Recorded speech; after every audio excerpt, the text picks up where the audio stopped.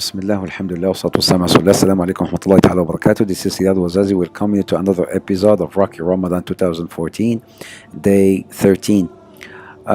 Some of you may know that I'm on a tour in the UK with Human Appeal International, raising some funds for the orphans in Syria and Palestine now.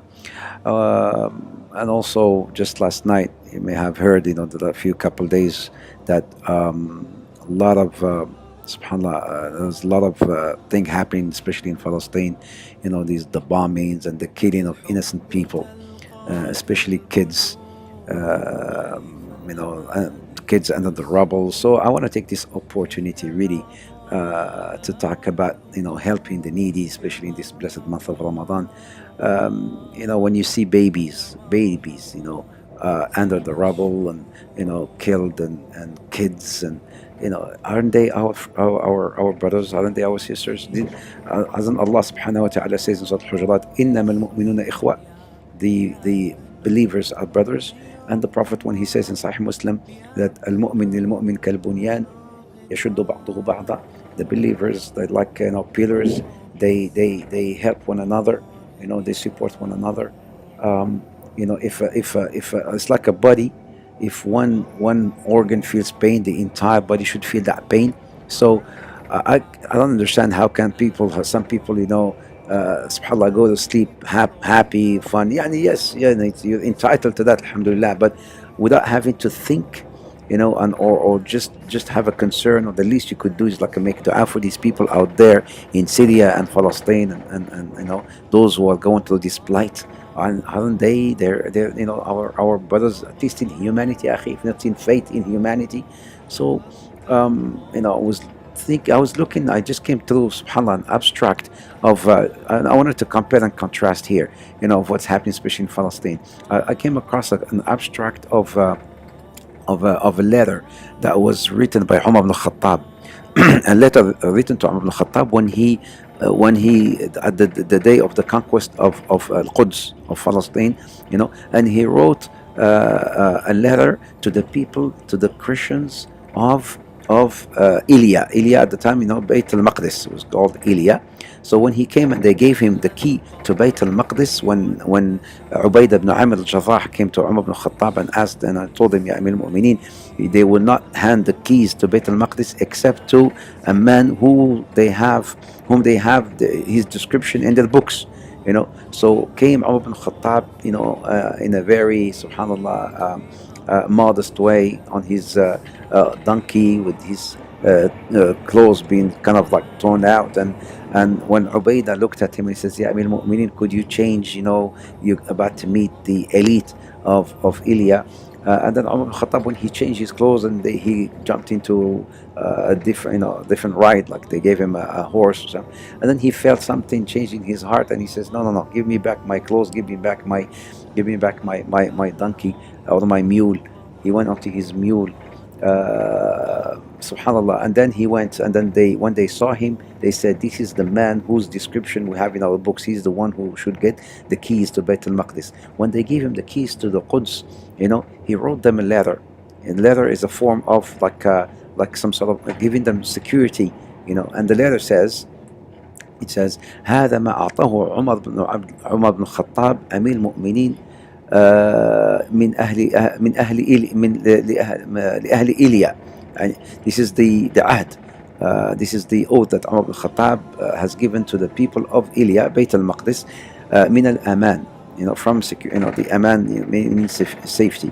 أعطيهم أمان لأنفسهم وأموالهم وكنائسهم.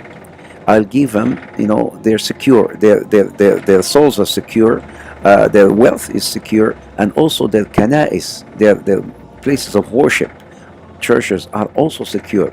وصلبانهم, and their children also are secure. لا تسكن كنائسهم ولا تهدم. Their churches, their places of worship should not be destroyed nor demolished. ولا تهدم ولا يضر أحد منهم, and none of them should go through any type of hardship while they are under the authorities of the Muslims. ومن خرج منه من بيت المقدس إلى بيت الروم إلى بلاد الروم فهو آمن. And whoever wants to leave Quds to go to Rome, he is آمن, he is safe, and about his wealth are also safe until he reaches his destination. ومن أراد منهم أن يرح and whoever wants to stay in Bayt al-Maqdis, he is also secure and safe, and his wealth is also safe. هذا عهدي, this is my oath to them, this is my my trust to them.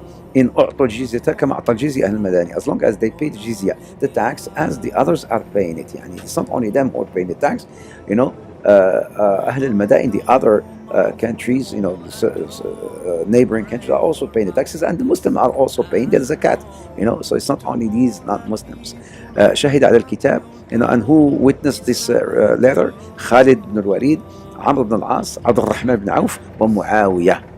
This is the type of aman, the safety, security that was given at the time of Umar ibn Khattab. What is the safety today? Look at what's happening now. So my brothers, my sisters out there, remember, this is the time of sadaqah. This is the time, this is the month of sadaqah. Try to help out as much as you can. There's so many, non-profit organizations out there trying to collect funds for the brothers and sisters in Syria, in Palestine, and remember, this is also the month of zakat, and zakat in Arabic means to increase. Zakat means to increase, subhanAllah, linguistically. So Allah says, خُذْ مِنْ أَمْوَالِهِمْ صَدَقَةٌ تُطَهِّرُهُمْ وَتُزَكِّيهِمْ بِهَا. Take from them some sadaqah, some money, which will, O Muhammad, take from them some money that will sadaqah, that will purify their wealth, purify them. So the sadaqah, the money that you give, will only purify you and purify your wealth and increase it. So here's the thing, inshallah ta'ala, try in this blessed month, for every penny, for every cent, for every dollar you spend, Allah will multiply it in manifold, as it is the month of rahmah, the month whereby all the hasanat, all the good deeds are multiplied in manifold. I ask Allah subhanahu wa ta'ala to help us to practice and to convert. And remember, this is for you.